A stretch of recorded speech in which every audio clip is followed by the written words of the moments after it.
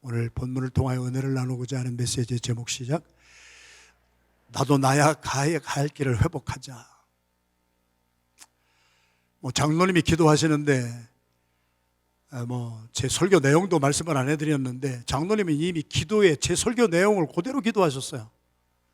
제가 목회하면서 장로님들이나 집사님들 이렇게 기도하실 때에 엉뚱한 기도를 하지 아니하고 이렇게 서로 상의도 안 했는데 내용이 거의 똑같아요. 기도가 거의 똑같아서 제가 충격을 받았어요. 영성이 같으면 그렇게 되는 거예요. 우리는 어떠한 길을 회복해야 될 것입니까? 21장 1절에서 5절까지 저희들 읽었어요. 한 절 한 절 다 보지는 않지만 하여튼 띄워주시고, 이제 예수님이 예루살렘에 가까이 가셨어요. 그랬는데 바로 들어가셨으면 돼요. 안 들어가세요. 경계가 있었어요. 시내가 흘렀어요. 기드론 시내라고 하는 시내가 있었어요. 기드론 시내를 지나 감람산으로 올라갔었어요. 왜 그랬었을까요? 2절 말씀 보면은 맞은편 벳박의 마을에서 매어 있는 나귀와 나귀 새끼를 얻어서 백마를 타고 오는 예루살렘으로 직접 들어가는 빠른 길, 지름길로 가지 아니하시고 돌아가신 이유는 나귀를 얻기 위함이셨습니다. 우리들은 지름길을 좋아합니다. 그래서 우리 한국 사람들은 저나 여러분이나 빨리빨리를 좋아합니다. 외국인들이 우리 한국 사람들을 표현할 때 빨리빨리, 좋은 면도 많이 있어요. 왜 예수님은 지름길을 택하지 아니하시고 기드론 시내를 건너 돌고 돌아 감람산까지 올라갔다가 예루살렘으로 가시는 돌아가는 길을 택하셨을까요? 답은 2절에 있습니다.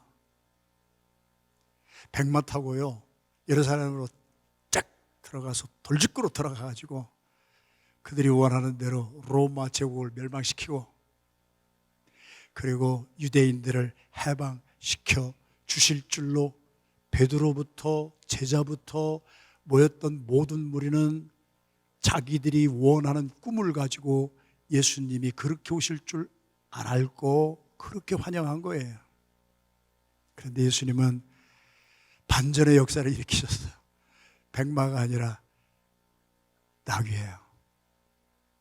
3절, 4절, 5절 계속 보면은요 그 얘기예요. 그런데 가서 제자들이 그런데 가서 나귀를 주인에게서 달라고 하면 그 사람들이 그거 주겠어요? 그랬더니 예수님께서 주께서 쓰신다 하면은 줄 것이니라. 저는 목사인데 성경 말씀을 통하여서 그 의미를 깨달은 것이 아니고 제가 드라마를 본 곳에서 벌써 옛날에 중학교 때인가 깨달았어요. 제가 역사에 관심이 많아서 사극을 많이 봤어요. 옛날에 사극의 이시조선 시대에 막 정쟁이 막 나고요 원수들 막 죽이고요 그러는 일이 많이 있었을 때에 왕자가 왕복을 벗고 그리고 평면의 옷을 갈아입고 원수를 쫓아갑니다. 근데 말을 타야 될 거 아니에요. 그래가지고 조선시대에도 마청들이 다 있었다고 해요. 말을 보관해 놓는 거, 팔바말 보내고 말을 보관해 놓는 곳에 가서 호패를 딱 내놓습니다. 그 호패를 딱 중학교 때도 하나 봤는데 왕족의 호패가 딱 나옵니다. 그러면 그 마청의 디렉터가 그의 신분이 왕족인 것을 알고 가장 좋은 말을 쓰세요 하고 내주는 것입니다. 누가 말하면은 주가 쓰시겠다 하라. 유대인의 전통과 습관에도 그런 것이 있었다는 얘기예요. 왕족이 와서 당신 말 좀 내가 쓰겠어요. 그러면 주께서 쓰신다는데 가져가세요. 랍비들이 옵니다. 유대인의 지도자 랍비들이 와서 내가 좀 써야 되겠는데 그러면은 주가 쓰시겠다고 하는데 가져가세요. 그래서 나귀를 타고 오셨습니다. 선지자를 통하여 스가랴 선지자를 통하여 스가랴서 9장 9절에 예수님은 겸손하셔서 나귀를 타고 오셨다. 그래서 우리도 선입관에 사로잡혀서 나귀를 타고 겸손해서 백마를 타고 오시지 않았구나 생각을 하지만 그게 아니에요. 백마 타고 오는 정복자는 지름길로 달려옵니다. 가장 빠른 길로 달려와서 죽이는 데에 앞장서서 칼로 다 죽여버립니다.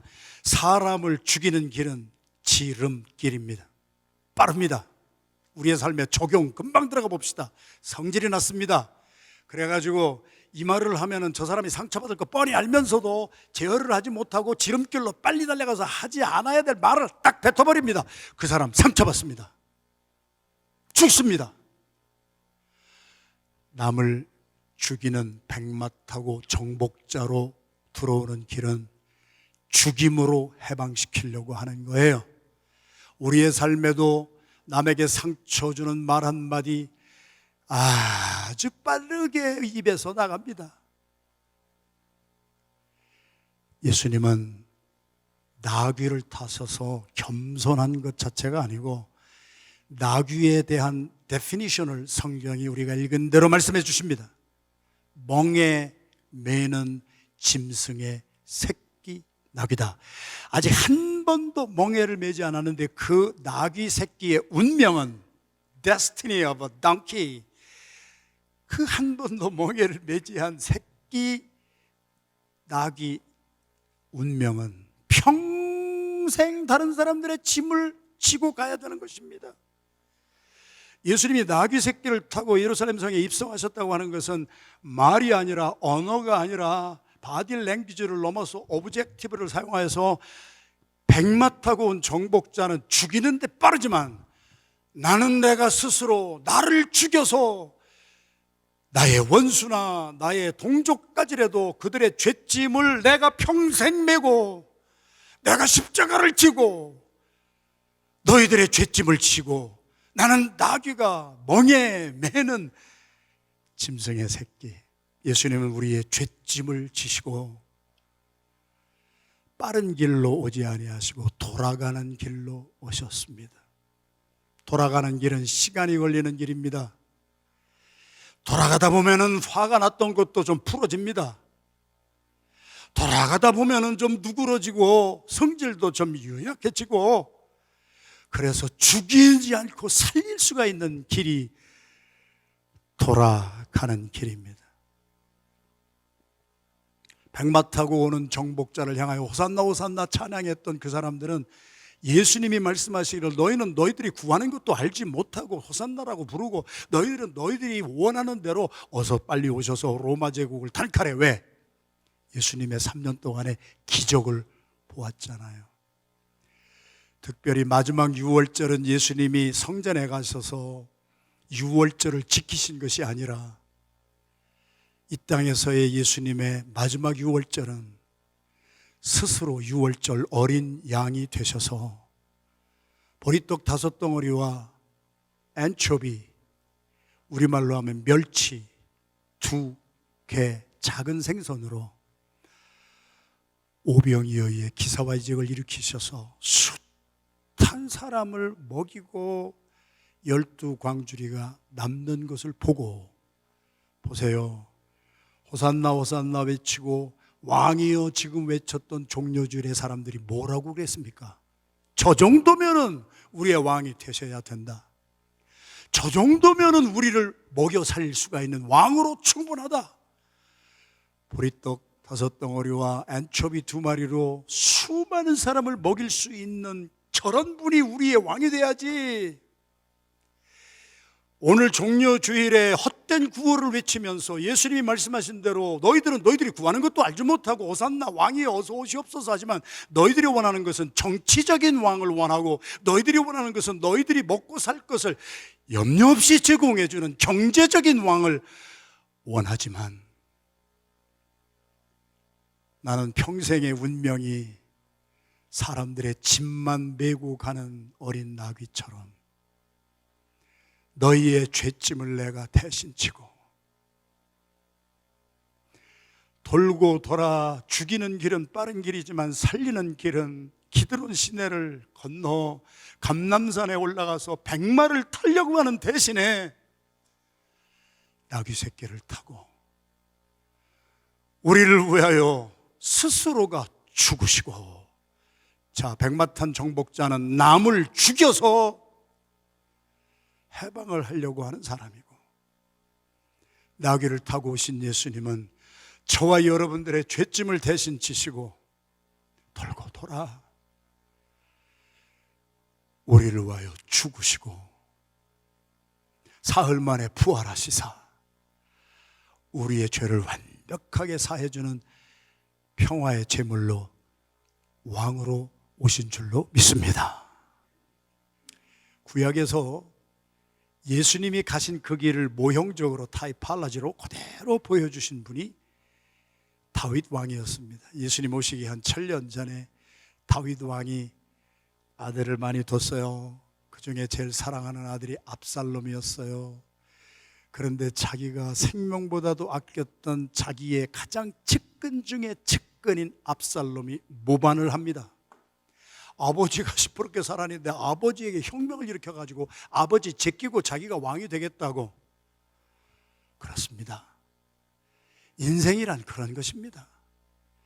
예수님도 가장 신뢰했던 가룟 유다, 돈꾀까지 맡겼던 사람이 배신 때렸습니다. 여러분들이 젊은 부부들이 산부 예배는 많이 있으신데 자녀를 양육할 때 여러분의 노후 대책을 하는 보험으로 자녀를 양육하면 안 됩니다. 물론 우리 교회에서 공동체에서 지난 주일에도 세례 수요일 날에도 세례 받고 입교하고 우리 예수님을 잘 믿는 우리 자녀들이 되니까 나중에 끝까지 부모님을 잘 섬겨요. 갑자기 지금 머리에서 on top of my head 옛날에 타임지에서 특별로 다루었던 주제가 하나 있었는데 인생이란 시간의 흘러감에 따라 우리의 살아가는 펑션이 달라지는 것이 시간이다. 지금 기억이 나요. 무슨 말인고 하면 오늘 또 결혼하신 우리 지난주까지 청년이었는데 이제 미스터 미세스가 돼서 이제 부부가 돼서 오셨는데 제가 또 어제도 또 결혼할 커플 제가 많이 바빴지만 또 프리메리탈 카운슬링 계속 했습니다. 그 말을 또 해줬어요. 그게 뭔지 아세요? 내가 태어나서 장가가고 시집가기 전까지는 우리는 부모에게 의존해서 살았습니다. 부모님이 진자리 마른 자리 가려서 우리를 길러주시고 교육시켜주시고 양육하고 먹여주셔서 우리가 부모님 때문에 잘 살았습니다. 결혼이란 내 부모를 떠나라, 부모를 무시하라는 것이 아니고 더 이상 부모를 의지하지 말아라. 그리고 가서 결혼해서 주님이 가장 기뻐하시는 더 나은 사회, 더 나은 세상의 기초 유닛이 가정입니다. 너의 가정을 통하여서 너의 삶의 펑션이 달라지는 거야. 너희들 두 사람을 길러주셨던 부모님을 너희들이 떠나서 너희들이 가정을 이루어서 이제는 펑션이 달라서 너희들이 결혼하고 살다 보면 너희의 부모님들 연약해지셔. 힘도 없으셔. 이런 병처럼 병도 걸리셔. 그러면 너희들이 병 걸리고 감기 걸리고 너희들이 살아갈 때 어렸을 때 부모님이 다 케어해 준 것처럼 이제는 펑션이 바뀌어지는 것이다. 부모님을 의지하는 대신 부모님을 너희들이 잘 돌보아서 살아야 될 것 아니냐. 그래서 예수 그리스도 안에서 양육받은 자녀들의 삶이 끝까지 복이 되는 삶이 되는 것이 얼마나 귀중한지 여러분이 아셔야 돼요. 그런데 그냥 뭐 자녀들을 내 보험 대상으로 막 원하고 막 그렇게 한다고 다 됩니까? 또 안 되잖아요. 돈 때문에 부모와 자녀가 원수가 되는 가정이 얼마나 많고 부부 사이에 하여튼 이 지름길이라고 하는 것은요, 남 죽이는 것은 빨라요. 부부 사이에 말 한마디 던져가지고요, 그 말 한마디가 비수가 되어서요. 저도 많이 겪어요. 어떤 분은 그냥 지나가는 말로 딱 했는데 그것이 막 깊은 상처가 되는 거예요. 여러분도 마찬가지 아니에요? 지나가는데 누가 그냥 한마디 던져요. 빠른 길이에요. 그러면 그것이 나는 쉽사리 던졌지만 그것을 받은 사람은요, 죽는 거예요. 죽는 거예요. 죽이는 길은 빠릅니다. 살리는 길은 돌아가는 것입니다. 여러분, 우리가 인생을 살면서 그런 것들을 너무 많이 체험하고 삽니다. 그런데 그것을 보여준 왕이 다윗이라는 말이에요. 구약에 예수님이 오늘 종료주일에 기드론 시내는 예루살렘에 들어가는 그 경계란 말이지요. 그 기드론 시내를 건너서 감람산으로 올라가셔서 나귀 새끼를 타시고 선포하시면서 내가 왕은 왕인데 여러분의 죄쯤을 짊어지고 가는 왕이지 백마 타고 와서 여러분들을 죄인이라고 죽이는 왕이 아니야. 백성들의 기대와는 달리 그렇게 예수님은 오셨듯이 자기 아들이 자기를 배신했어. 모반했어. 다윗은요 33명의 지장, 덕장, 용장이 있었습니다. 요압 최측근 중에 측근 요압 장군을 필두로 33명의 장군 동원하면 되는 거예요. 왕권, 정치권, 군사력 총 동원해서 그까짓 거 아들 하나 딱 제끼고 죽여버리고 그렇게 하는 거 쉬운 거예요. 다 그렇잖아요. 교회 밖을 바라보시라고요. 우리가 사는 세상을 바라보시라고요. 여러분이 사업할 때 여러분의 사업이 잘 되는 것을 막 좋아하는 사람이 많습니까? 여러분의 사업이 내 사업보다 더 잘 되면은요, 그거 시기질투 해가지고 막 문제 일으키는 사람 많잖아요. 아니, 러시아를 보시라고요. 중국을 보시라고요. 북한을 보시라고요. 여러분이 깨닫는 진리가 무엇입니까? 아니, 내가 나이가 이만큼 들었으면은 후임을 잘 길러가지고 후임을 신뢰해서 후임을 잘 키워가지고 이게 승계가 잘 될 수 있도록 하는 사람들이 없잖아요. 자기보다 조금 나은 사람이 딱 나오면 어떻게든지 죽이는 길에 빨라가지고 어떤 구실을 붙여가지고 죽이고 감옥에 쳐놓고 자기 혼자 영원히 해먹으려고 하는 것이 세상 나라 왕들이 하는 거 아니에요. 지금 이 시간에 성경이 오늘 종려주일에 주시는 메시지가 뭐냔 말이에요. 다윗을 통하여서 보여주셨어요. 압살롬이 아들이 자기가 왕이 되겠다고 왕인 아버지에게 반역을 저지르고 막 왔는데요, 제 말이 아니라 사무엘하 15장 23절에 다윗이 어떠한 반응을 하는가 같이 읽겠습니다. 시작. 온 땅 사람이 큰 소리로 울며 왕도 기드론 시내를 건너가니 건너간 모든 백성이 광야길로 행하니라. 왜 그랬을까요? 아들이 반역을 하고 막 자기가 왕 되겠다고 막 혁명 일으켜가지고 왔는데 싹 죽여버리면 되지. 왜 돌아가는 길로 기드론 시내를 건너서 갔을까요? 30절 계속 볼까요? 시작. 다윗이 감람산 길로 올라갈 때에 그의 머리를 그가 가리고 맨발로 울며 가고 그와 함께 가는 모든 백성들도 각각 자기의 머리를 가리고 울며 올라가니라. 왜 그랬을까요? 저는 계속 질문 드립니다. 머리를 가렸다는 말이 뭘까요? 어떤 신학자, 유명하다고 하는 신학자는 어떻게 생각했는가 찾아보니까 눈물이 하도 많이 나서 눈물을 가리려고 머리를 이렇게 내렸다. 저는 동의하지 않습니다. 다음 절을 보면은 그가 머리를 왜 가리고 숙이고 눈물을 흘리면서 맨발로 기드론 시내를 건너 예수님이 오늘 종려주일에 가신 그대로 모형 타이팔라주로 구약의 모형으로 그 길을 가셨을까요? 사무엘하 18장 33절이 정답입니다. 같이 읽겠습니다. 시작. 왕의 마음이 심히 아파 문 위층으로 올라가서 우니라. 그가 올라갈 때 말하기를 내 아들 압살롬아, 내 아들 압살롬아, 차라리 내가 너를 대신하여 죽었더라면 압살롬 내 아들아 하였더라. 압살롬이 반역했는데요, 사무엘하를 쭉 여러분이 읽어보시면 자기는 아들하고 안 싸워요. 돌아가는 길을 택해요. 죽이는 길은 빠르지만 살려보려고 하는 거예요. 그래서 압살롬을 피해서 기드론 시내를 건너서 감람산으로 올라가는 길을 택하면서 왕명을 내립니다. 우리는 왕명하면은 뭐 그냥 왕명이 상하지만 왕명은 지엄한 거예요. 내 아들이 비록 모반을 일으켰으나 내 아들에게 창, 칼, 화살촉 하나도 대지 말아라. 내가 사랑하는 아들이다. 내가 사랑하는 아들을 절대로 죽이지 말아라. 자기를 모반하는 아들을 죽이는 대신에 그 아들을 사랑하기에 답이 뭐냐는 거예요. 사랑이에요. 너무너무 사랑하기에 돌아가는 길을 택하면서 사랑하는 아들이 나를 뽑아냈구나. 이 아들을 어떻게 하면 좋을까? 하나님이 가만히 안 두실 터인데 그래도 얼굴을 가리고 눈물을 흘리며 기도하며 가신 길이 그거예요. 예수님도 감람산에 올라가셔서 땀방울이 빗방울이 될 때까지 기도하시러 감람산까지 가셨어요. 그 길을 그대로 갔어요. 그랬는데 죽이지 말라고 왕명을 했어도 듣는 사람이 있고 안 듣는 사람이 있었는데 그 안 들은 사람이 누구였습니까?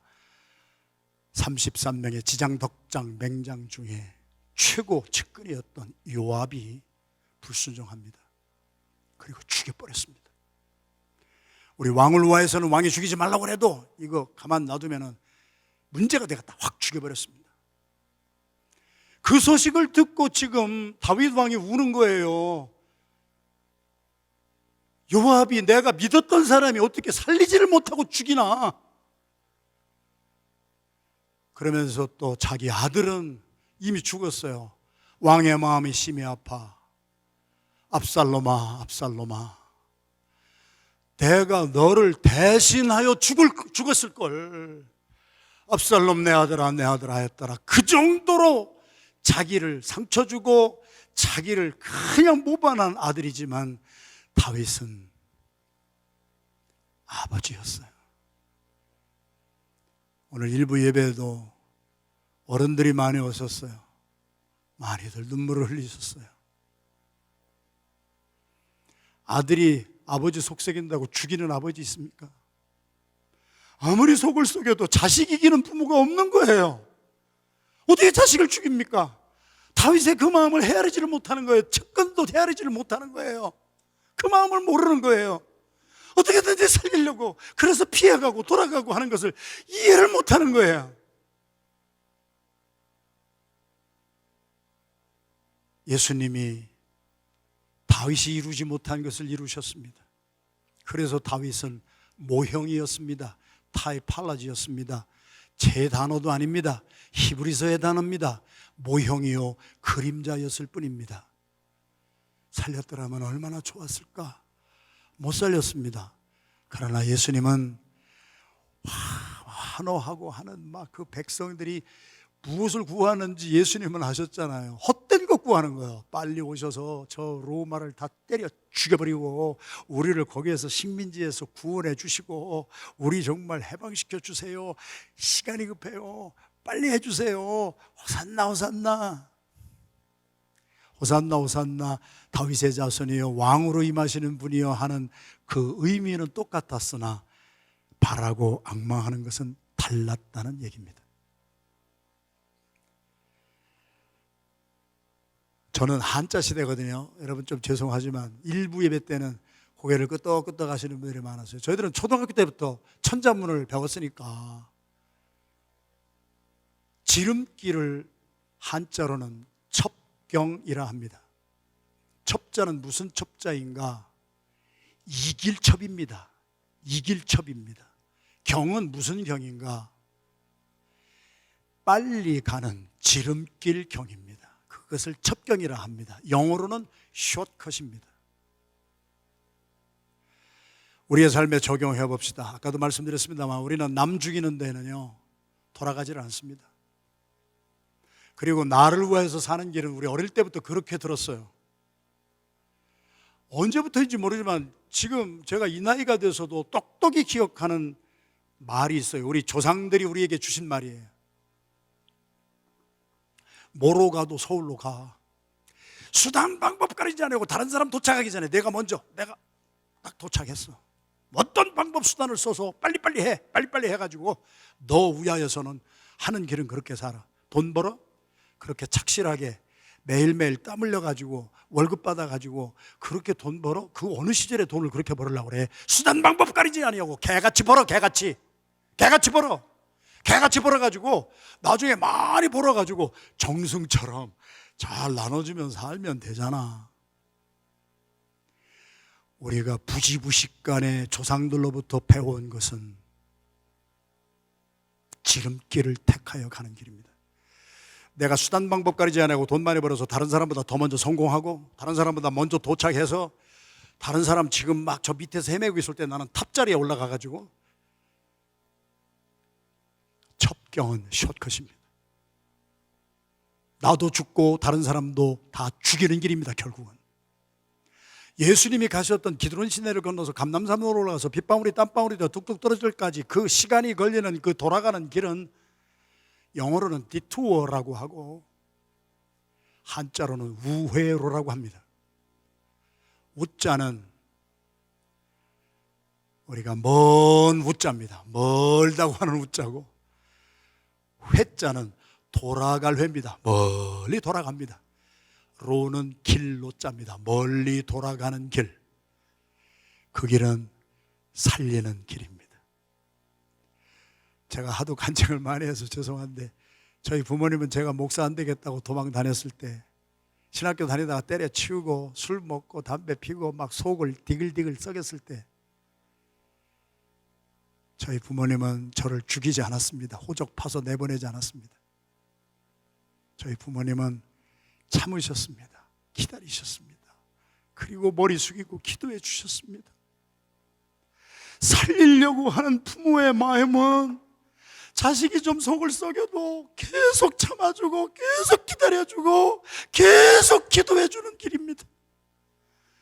그런데 우리는 부부 사이에도 참지 못해가지고 이 말 하면은 뻔히 상처받을 거 알면서 그냥 아주 그냥 날려버리는 거예요. 막 죽이는 길은 막 지름길이에요. 첩경이에요. 우회로가 아니에요. 예수님은 백마 타고 온 정복차처럼 죽여서 해방시키려고 빨리빨리 첩경을 택하지 아니하시고 돌아 기드론 시내를 건너 감남산으로 올라가 핏방울이 땀방울이 뚝뚝 떨어질 것 같이 기도하시고, 내 뜻은 싹 죽여버렸으면 좋겠는데 내 뜻대로 마시고 살리는 아버지의 뜻이 이루어지기를 원합니다. 사순절에 우리가 회복해야 될 십자가의 길 되시기를 주님의 이름으로 축원합니다.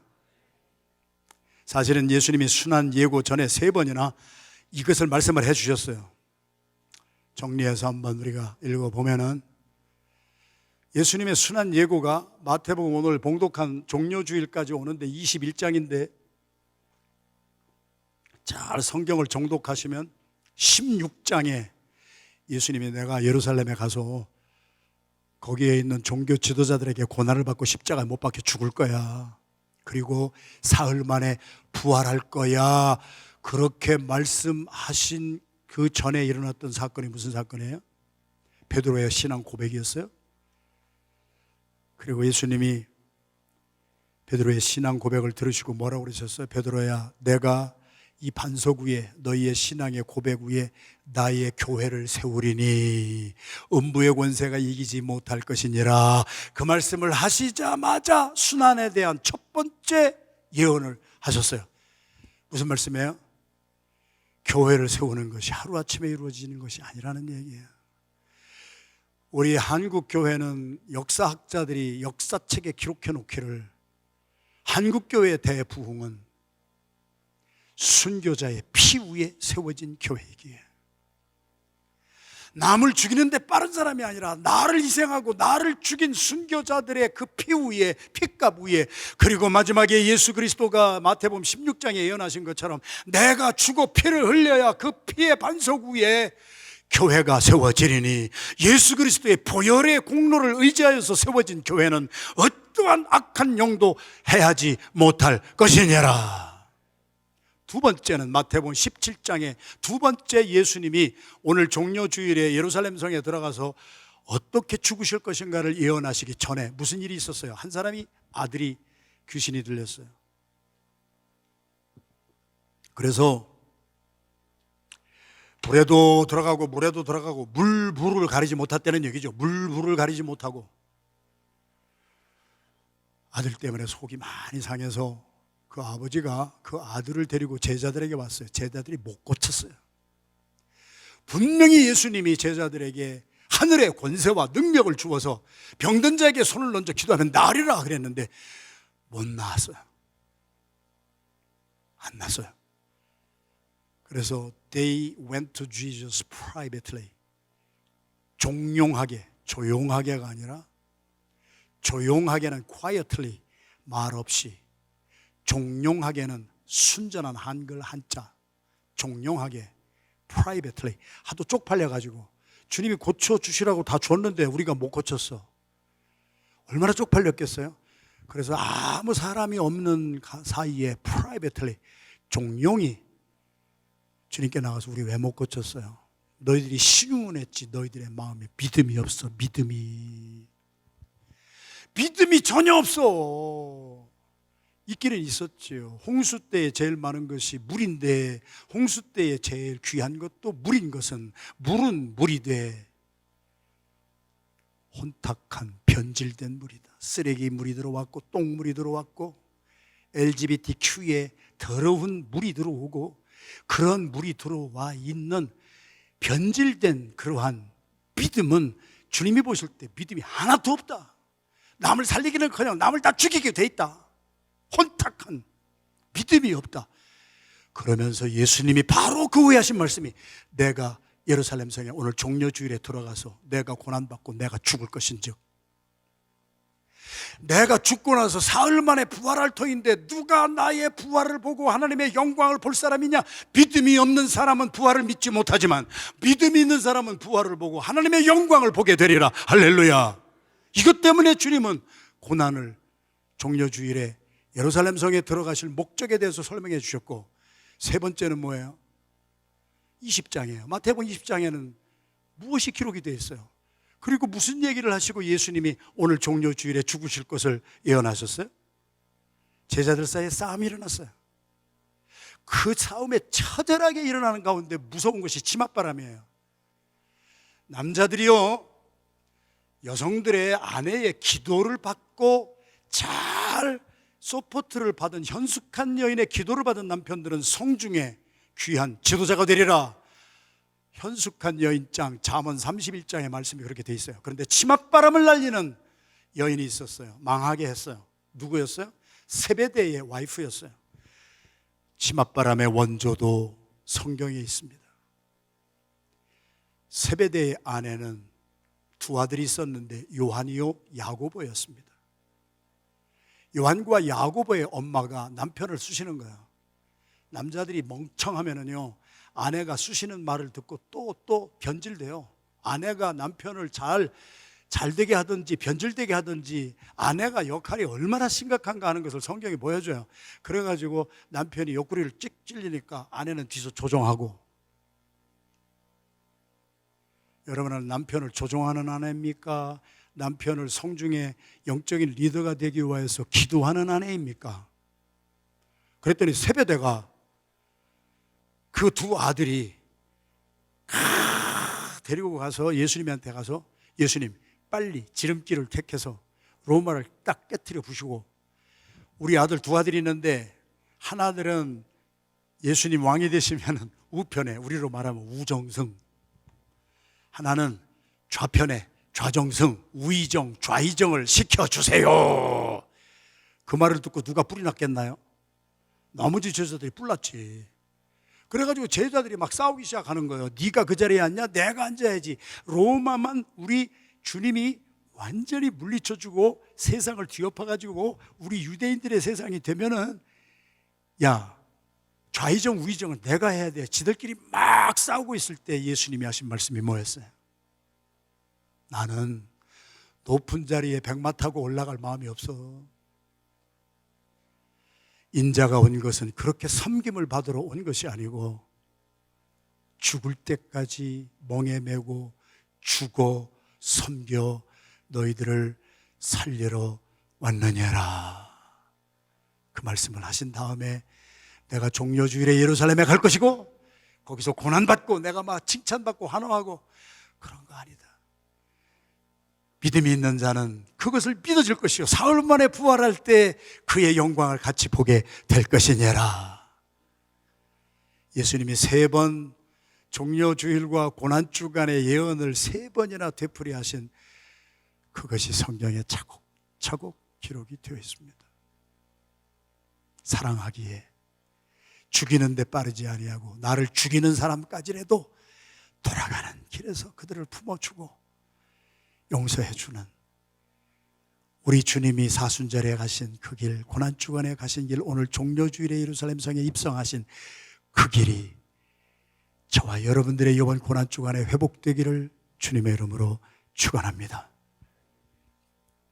10절, 11절에 소동이 일어났잖아요. 그래서 10절에 무슨 소동이 일어났습니까? 예수께서 예루살렘에 들어가시니 온 성이 소동하여 이르되 이는 누구냐? 이건 반어법이에요. Who is he? 해가지고 그는 이런 사람이에요 답을 하라는 게 아니에요. 반어법이에요.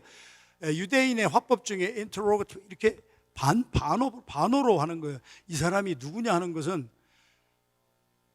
이분이 백마 대신에 나귀를 타고 와서 우리의 죄짐을 나귀처럼 짊어지시고 죽으시고 우리를 살리기 위해서 사흘 만에 부활하시사 믿음이 있는 자는 예수와 함께 죄에 대해서 죽고 믿음이 있는 자는 예수와 함께 의에 대해서 살아 하나님의 영광을 곧 보게 될 것입니다. 이것이 정답이요, 정답. 그런데 그들은 그 의미를 몰라요. 호산나 막 깔고, 아까도 말씀했습니다만 막 종려나무 가지를 깔았어요.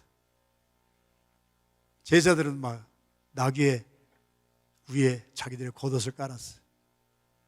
그래서 빨리 정복하시기를 원했어요. 그런데